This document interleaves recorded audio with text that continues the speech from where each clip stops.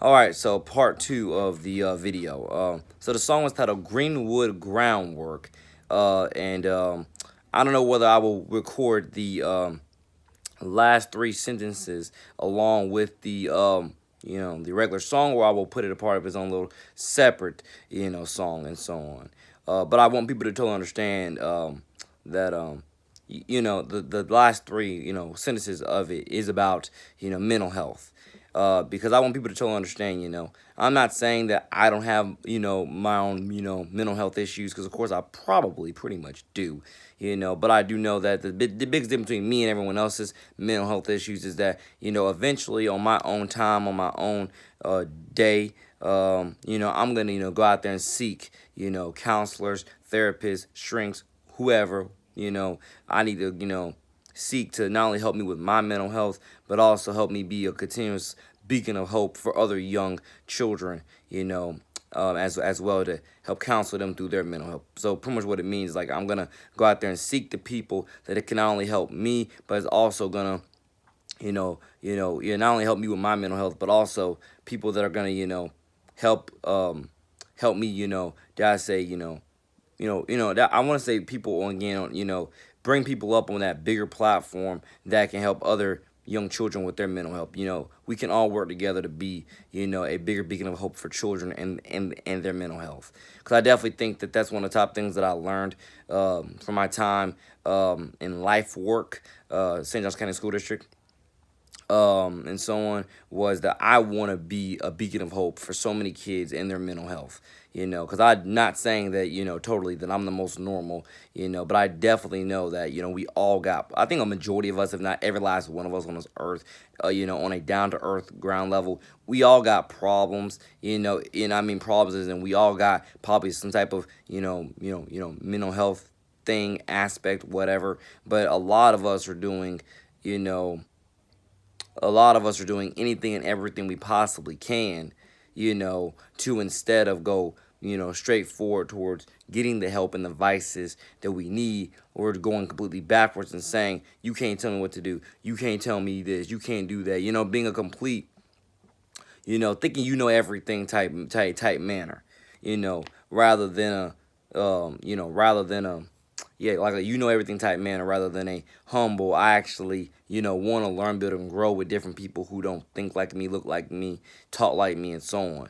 Pretty much the beauty of diversity in so many cases, and I want people to totally understand that, one of the biggest things that I've been dealing with within my whole life, is the differences between the mental health balances. Because I'm not denying that I got problems with my mental health, most likely, but a lot of other people that I know got problems with it as well, but they don't want to address it because they want to stay broken. Because it's like, as long as I got a house, I got car, I got money, I got all these material things that that really don't get me to heaven, I can just forsake and forgo my mental health, all just to seem perfect, for the moment, dare I say, sacrificing your long-term health for your short-term gain, of your ego and so on. And I think that's one of the top problems that we have in our society on so many different levels. Because some kids, it has nothing to do with you having mental health issues at all. You just wasn't given all the tools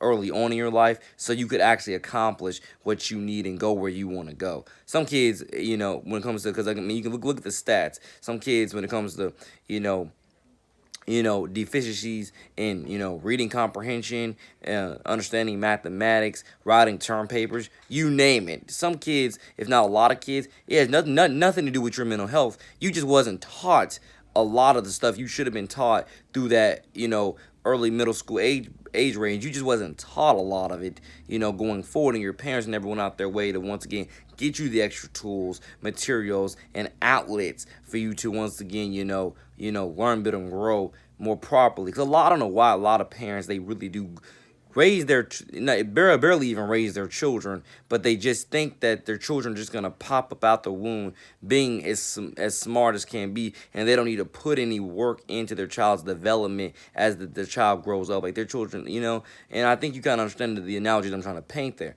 You have to invest in your child's mental health, invest in your child's education, invest in your child's activities, hobbies, crafts, ideas. You have to invest, and there's a godly, logical ideas. You have to invest in your child, you know, and it takes more than just money. It also takes, being willing to sit down with your child and have real transparent conversations about anything and everything. And that's one of the top things that I put in one of my last videos that I'm so proud that I made, because people need to understand that about where we're going in life and society, is that that's one of the top reasons I think that's failed a lot of our children, let alone young black children, is not having the outlets, let alone not having the the groundwork, not having the groundwork efforts, not having the truth and transparency with communication and stuff like that. When it comes to tools, resources, and more. I'm talking about really both, with money and with character. With material wealth and just having, again, a reasonable, rational conversation with your child about things. A lot of parents, again, I do think a lot of parents is, and yeah, God forgive me, let alone forbid that or God is my judge of witness, but yeah, whether I'm right or wrong about what I'm about to say, but I think some parents really do just, they take pride in letting their kids raise themselves, or take pride in trying to make their kid be exactly like them, you know, and it's not gonna happen, or it's not right. It doesn't work, and it's not worth it. Kids are a blessing, but the reason why so many parents can't fully see that the way they need to see that has a lot to do with the fact that guys, like, they don't get that, or because, once again, I mean, it's a lot of reasons, but I do believe that, youth development when it comes to mental health is one of the top things that I'm super passionate about, and I want all kids out there to understand. I've dealt with some suicidal thoughts at times, let alone variously within the last couple years, and I've definitely, been ready to die for a minute now, in terms of when it comes to, like, is my life worth living anymore? And if I were to die tonight, how confident am I, am I in my afterlife, let alone how confident am I that I lived a good life while I lived, and so on. And a big part of what that means, ladies and gentlemen, um, a big part of what it is that, how do I put this? A big part of what that means is, like, I want kids to understand, because I'm definitely gonna put this on a sweater eventually. It's literally titled, no matter how suicidal I feel at times, I gotta stay alive. And I want a lot of kids to get that message and run with that, because I promise you that, especially in 2021, that's the message that all kids need to understand within the articles of their mental health. That even if, no matter how suicidal you feel at times, stay alive, because there is a brighter day, in Christ's name. And you really need to, again, this is why I say schools got to do a better job at surrounding their kids with that sort of, guidance, tutelage, wisdom, and advice, which is the top reason why I'm so, die hard into doing what I can to travel anywhere, everywhere, to any and every school, and get involved in purifying the kids' mental health, let alone other words to put it. Yeah, sometimes when I'm talking, it's like it's like I know what I'm saying, but the word I'm thinking about isn't coming to my mind, so I'm just going with the next best word that and sometimes these words definitely don't fit the sentence that I'm talking about. So forgive me if that doesn't make any sense. Purifying a child's mental health, but definitely helping a child with their mental health, because I do believe everybody's mental health, let alone anybody's mental health, is as simple as being willing to have the conversation, being willing to, and being open and transparent about how you feel, what you want to do, and how could somebody help you, etc. I think for a lot of kids' mental health, that's as simple as what it is. Let alone, especially when it comes to education, being willing to pass out more IEPs, willingly, organically, genuinely, being willing to pass out more IEPs, and what that means is to where, to where, like, again, more kids have, the individualized education plan that they need to, and I don't mean like they're in, like, die hard desperate need of it, but if it, once again, will take that stress off them in any sort of way, which again will help with mental health, and get them better grades in school and get them out with some type of dignity and character and humility, honor and integrity. And I think that's a big part of what it is. A lot of schools, every school, if you haven't done it yet, adopt IEPs. I learned that from my time in Allen High School, St. John's County School District.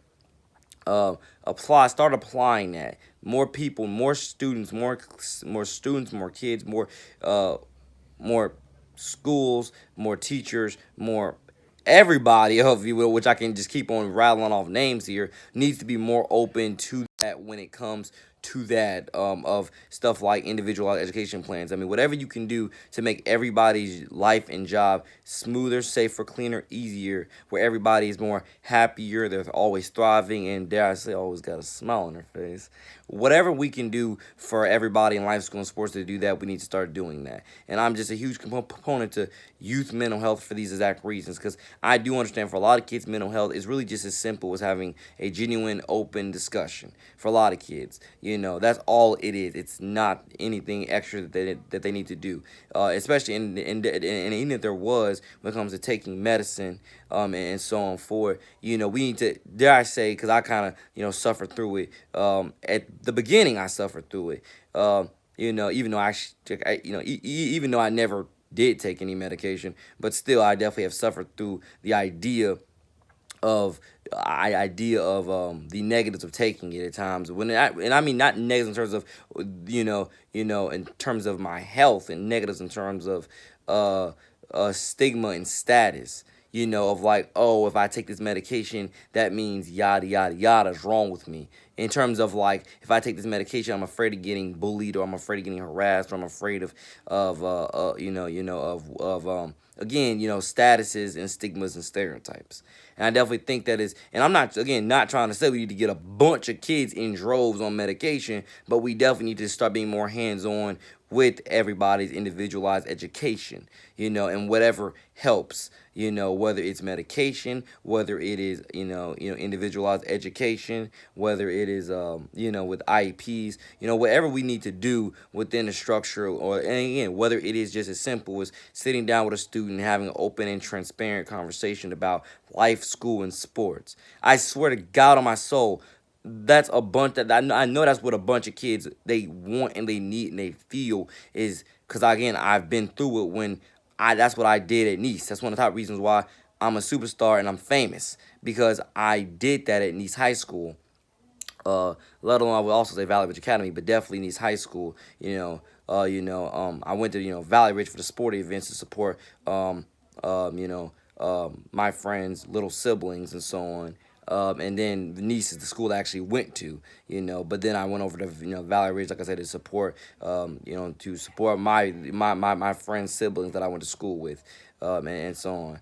But I definitely started in this at Nice High School, as I started in just having those conversations about life, school, and sports, and being there to be the middleman, to once again diffuse diffuse issues, and really help everybody out with their common sense understanding, and whatever else. But that's a big part of what I mean when I say a lot of kids are being neglected on all sides of that coin when it comes to IEPs, medication, and just having a normal human conversation. A lot of kids are absolutely, being neglected on that forefront by their parents, by their families, by the schools, and we wonder why so many kids absolutely go straight to prison, or they get in some type of trouble with the law or whatever, because they always feel like they're not being heard, and no one is doing anything to ease that pressure on them that you're not being heard, and so on.